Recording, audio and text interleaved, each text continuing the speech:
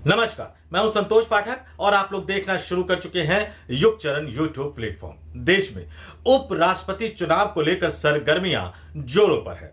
राजनीतिक घमासान लगातार तेज होता जा रहा है। एनडीए गठबंधन ने अपना उम्मीदवार उतारा, जवाब में विपक्षी गठबंधन ने भी अपने उम्मीदवार को उतार दिया है और अब 9 सितंबर को देश में उपराष्ट्रपति का चुनाव होगा, जिसके नतीजे ये बताएंगे कि दोनों गठबंधन में से किस गठबंधन को जीत मिली और अब राज्यसभा के सभापति के रूप में कौन राज्यसभा की यानी उच्च सदन की कार्रवाई का संचालन करते हुए नजर आएंगे। लेकिन इस बीच केंद्र की नरेंद्र मोदी सरकार ने, देश के गृह मंत्री ने, जी हां, केंद्रीय गृह मंत्री अमित शाह ने बुधवार को लोकसभा में 3 अहम विधेयक पेश कर दिए और इन 3 अहम विधेयकों को किस तरह से प्रचारित और प्रसारित किया जा रहा है कि गिरफ्तारी या 30 दिन तक जेल में रहने के बाद, चाहे वो प्रधानमंत्री हो, चाहे वो मुख्यमंत्री हो, चाहे वो केंद्रीय मंत्री हो या किसी भी राज्य सरकार में मंत्री हो, उनकी कुर्सी चली जाएगी। जी हां,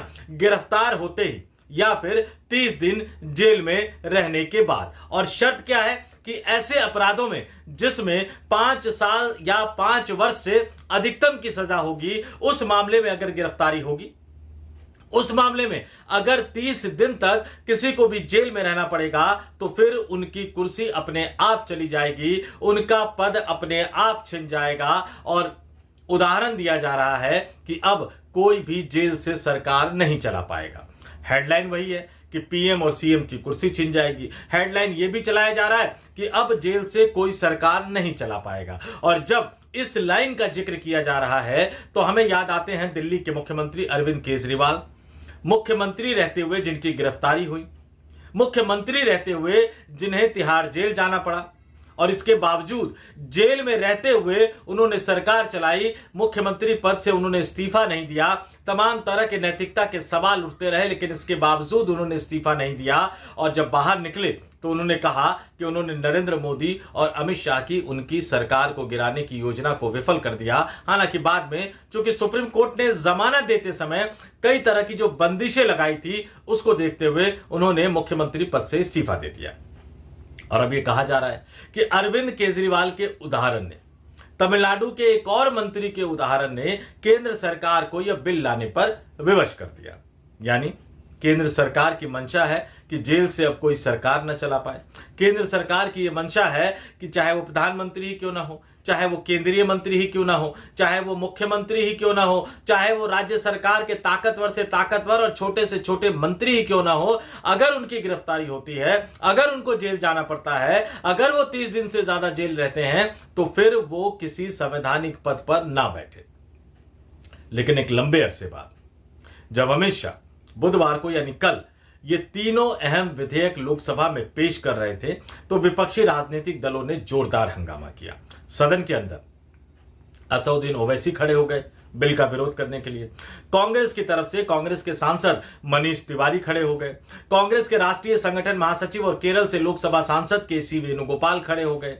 एनके प्रेमचंद्रन खड़े हो गए। समाजवादी पार्टी से अखिलेश यादव के चचेरे भाई धर्मेंद्र यादव खड़े हो गए। विपक्षी राजनीतिक दलों ने जोरदार विरोध किया और इसके बावजूद भी जब अमित शाह इस बिल को पेश करने की पुरजोर वकालत कर रहे थे तो विपक्षी राजनीतिक दलों की तरफ से उस बिल की कॉपी को फाड़ दिया गया और अमित शाह के चेहरे की तरफ उड़ा दिया गया। लंबे अरसे बाद, कई वर्षों बाद इस देश की संसद में, लोकसभा में ऐसा नजारा, ऐसा दृश्य देखने को मिला। नजारा तो पॉजिटिव सेंस में होता है, हम कह सकते हैं कि ऐसे हंगामेदार दृश्य देखने को मिले जब गृह मंत्री अमित शाह के चेहरे पर बिल की कॉपी फाड़कर फेंक दी गई और लोकसभा स्पीकर के आसन पर बैठे हुए ओम बिरला कुछ भी नहीं कर पाए। वो हंगामे को रोकने की कोशिश करते रहे, वो विपक्षी दलों के सांसदों को रोकने की कोशिश करते रहे, लेकिन विपक्षी राजनीतिक दल सुनने को तैयार नहीं थे।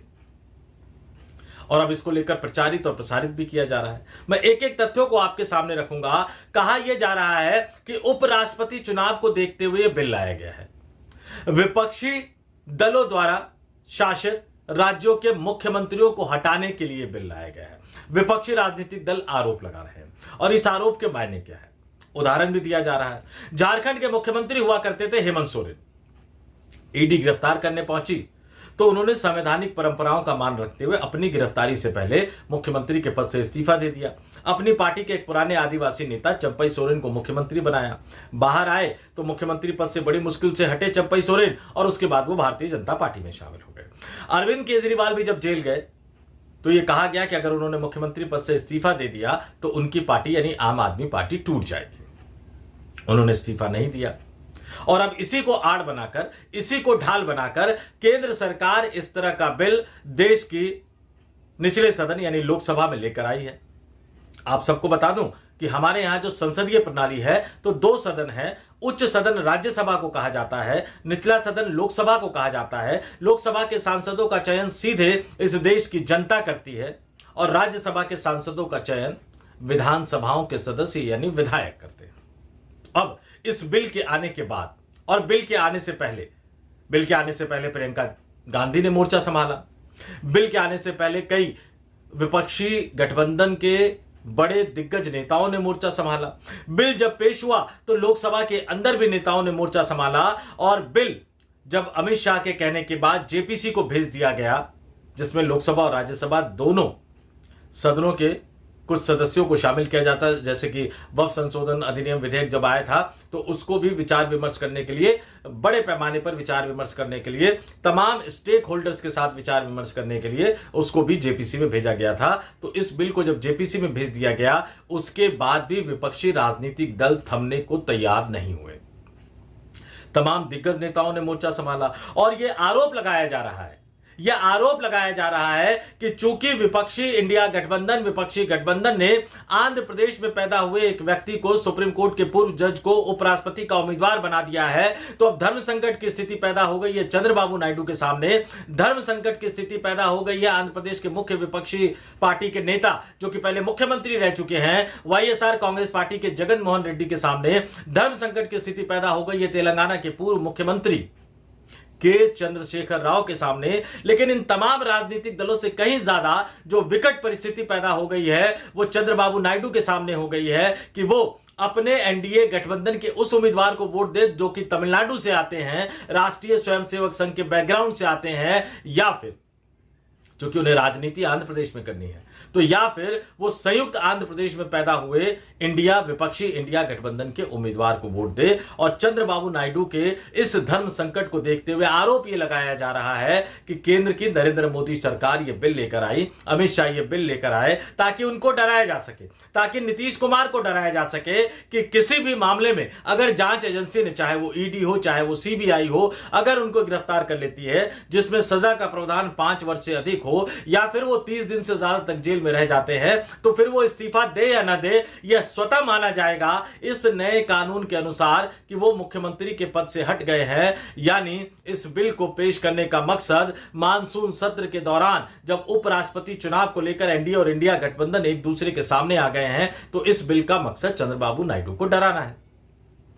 इससे आगे बढ़कर कांग्रेस पार्टी के तमाम नेता, यहां तक कि कांग्रेस पार्टी के राष्ट्रीय अध्यक्ष मल्लिकार्जुन खड़गे ने कल शाम को इंडिया गठबंधन की बैठक में साफ साफ कहा कि संसदीय बहुमत का यह सरकार बेजा इस्तेमाल कर रही है। पहले जांच एजेंसियों को यानी ईडी को अधिकार दे दिए गए जिसका इस्तेमाल ईडी ने विपक्षी नेताओं के खिलाफ किया, और अब इस तरह का कानून लाया जा रहा है जिसका फायदा उठाकर विपक्षी शासित राज्यों में सरकार गिराई जाएगी। आज के दिन अगर मैं बात करूं तो झारखंड में हेमंत सोरेन मुख्यमंत्री है, विपक्षी गठबंधन की सरकार है।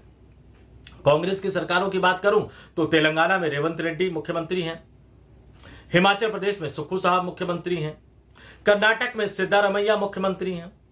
तो इन तमाम मुख्यमंत्रियों के सामने या इन तमाम राज्य सरकारों को गिराने के लिए इस तरह का बिल लाया जा रहा है, इन तमाम राज्यों के मुख्यमंत्रियों को डराने के लिए इस तरह का बिल लाया जा रहा है। तमाम विपक्षी नेताओं के बयान, चाहे वो धर्मेंद्र यादव हो, केसी वेणुगोपाल हो, मनीष तिवारी हो, ओवैसी हो, खुद मल्लिकार्जुन खड़गे हो, प्रियंका गांधी हो, इन तमाम लोगों के बयानों का लब्बो-लुआब यही निकल रहा है। कई लोग तो यह भी याद दिला रहे हैं कि 2 साल की सजा मिलने के बाद सांसदीय और विधायकी रद्द होने का जो कानून बना था, जिसको लेकर अध्यादेश लाया गया था, जिसमें छूट देने की बात कही गई थी मनमोहन सिंह के सरकार के समय, उस अध्यादेश को फाड़ दिया राहुल गांधी ने, जिसकी वजह से लालू यादव आज तक चुनाव नहीं लड़ पा रहे हैं। और उसी कानून का सहारा लेकर राहुल गांधी की सांसदी भी छीन ली गई थी, जब गुजरात की एक अदालत ने, गुजरात की एक स्थानीय अदालत ने मानहानि के मामले में उन्हें 2 वर्ष की सजा सुनाई थी। बाद में सुप्रीम कोर्ट ने उनकी सजा पर रोक लगाई, तब जाकर उनकी सांसदी बहाल हुई। मुख्तार अंसारी के बेटे अब्बास अंसारी को लेकर कल इलाहाबाद हाईकोर्ट का फैसला आया। पहले उनको एमपी एमएलए की कोर्ट ने, मऊ की एमपी एमएलए अदालत ने सजा सुना दी थी, जिसके बाद उनकी विधायकी छीन ली गई थी। कल इलाहाबाद हाईकोर्ट ने उस पर स्टे लगा दिया, तो अब उनकी विधायकी बहाल होगी। पता नहीं कितने दिन में बहाल होगी। तो यह कहा जा रहा है कि अब यह विधेयक जो जेपीसी को भेज दिया गया है, जो अमित शाह लेकर आए हैं, वो विपक्षी राजनीतिक दलों के साथ साथ अपने सहयोगी दलों के सांसदों को डराने के लिए भी लेकर आ रहे हैं। लेकिन यह तय मानकर चलिए कि अगर यह बिल पास हो जाएगा तो भारतीय जनता पार्टी के कई दिग्गज नेताओं को भी डरना पड़ेगा, क्योंकि भस्मासुर की बात कही जा रही है कि यह बिल आने वाले दिनों में, क्योंकि सत्ता पलटती रहती है, और कल को सत्ता पलटी तो फिर भारतीय जनता पार्टी के मुख्यमंत्रियों का क्या होगा। खैर, वो सवाल बाद का है। लेकिन अब जो सबसे बड़ा सवाल पूछा जा रहा है कि इस देश की राजनीति को समझने वाले, इस देश की राजनीति के मिजाज को समझने वाले, नरेंद्र मोदी और अमित शाह के राजनीतिक मिजाज को समझने वाले, भारतीय जनता पार्टी के रवैये को समझने वाले, आंध्र प्रदेश के मुख्यमंत्री, तेलुगु देशम पार्टी के मुखिया, जिनके 16 सांसदों के बल पर केंद्र की नरेंद्र मोदी सरकार टिकी हुई है, और जिनके सांसदों का समर्थन, जिनके लोकसभा और राज्यसभा के सांसदों का समर्थन नरेंद्र मोदी साहब के लिए, अमित शाह साहब के लिए, अपने उपराष्ट्रपति के पद के उम्मीदवार को चुनाव जितवाने के लिए बहुत जरूरी है। क्या वो चंद्रबाबू नायडू इस बिल को पास होने देंगे?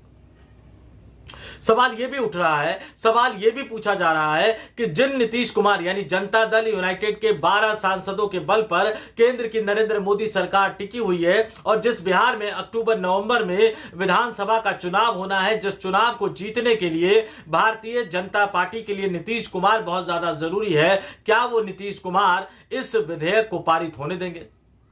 जेपीसी में जब यह विधेयक जाएगा चर्चा के लिए, तो वहां इन दोनों राजनीतिक दलों के सांसदों का क्या रुख होगा? विपक्षी राजनीतिक दल एकजुट नजर आ रहा है, और इन दोनों राजनीतिक दलों पर सबकी निगाहें बनी हुई है, और उससे भी ज्यादा इस बात पर सबकी निगाहें बनी हुई है कि क्या इस विधेयक को लाने का असर, जो 9 सितंबर को देश में उपराष्ट्रपति का चुनाव होना है, जिस उपराष्ट्रपति के चुनाव में लोकसभा और राज्यसभा के सांसद वोट करते हैं, जो गुप्त मतदान प्रणाली के जरिए होता है, जिस चुनाव के लिए कोई भी राजनीतिक दल अपने सांसदों को व्हिप जारी नहीं कर सकता, क्या उस उपराष्ट्रपति के चुनाव पर असर पड़ेगा?